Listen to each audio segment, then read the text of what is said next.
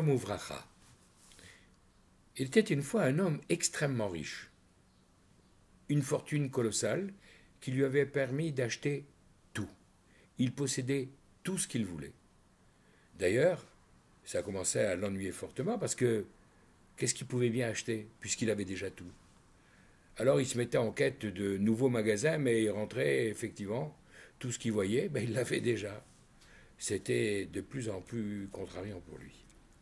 On lui a dit qu'il y avait un nouveau centre commercial immense qui venait d'ouvrir. Il a fait le voyage, il a été d'une boutique à l'autre et il n'a rien trouvé de nouveau puisqu'il avait déjà tout.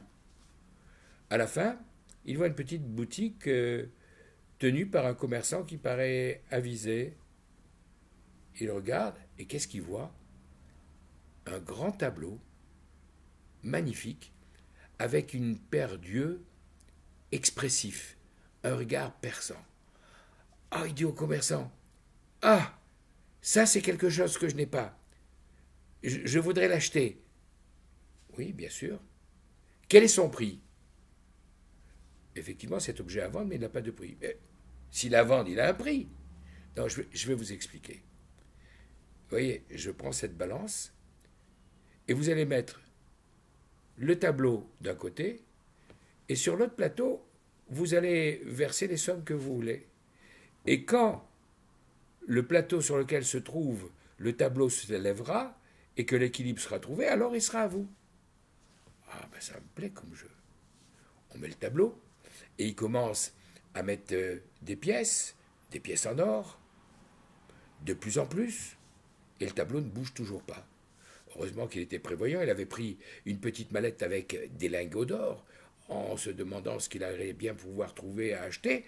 Il met même ses lingots d'or et ça ne bouge pas. Il ne comprend pas. Qu'est-ce qu'il a de particulier ce tableau?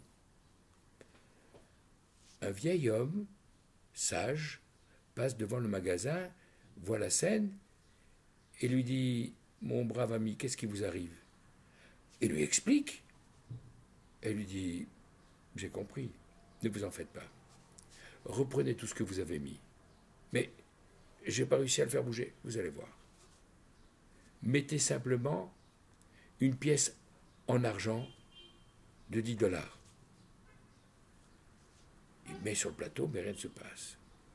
Alors le vieil homme prend un voile et le pose sur le tableau. Et à partir du moment où le tableau est recouvert, il remonte parce que la pièce a permis de l'équilibrer. En fait, ce tableau, ses yeux, c'est l'homme, notre regard. Plus l'homme voit, plus il a, plus il désire.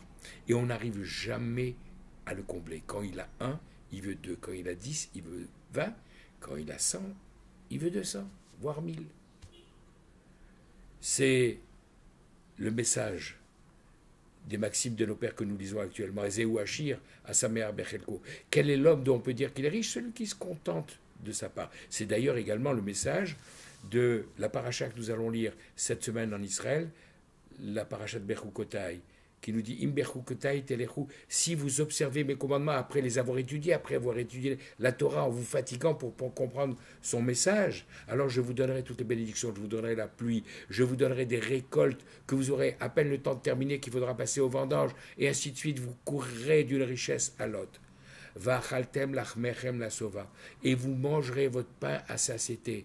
Rachid nous explique d'ailleurs, ça veut dire vous mangerez un petit peu et vous serez rassasié dans votre ventre, ça vous a apporté la bénédiction. On se demande, mais attends, si j'ai tout à satiété, si j'ai tout en abondance, plus qu'il me faut, à quoi ça me sert de me répéter qu'un petit peu va me rassasier? Mais justement, c'est ça la vraie bénédiction.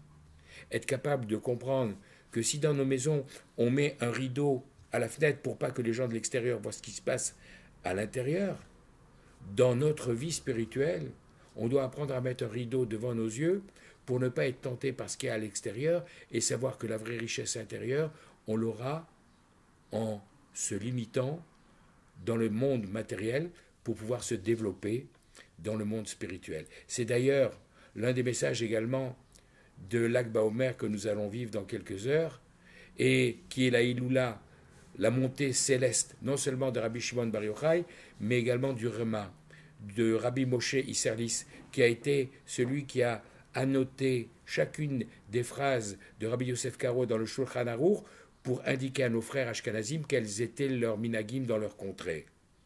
Il se trouve que lui aussi, ce grand Rabbi Moshe Isserlis, le Rama, a quitté ce monde également le jour de l'Ag BaOmer.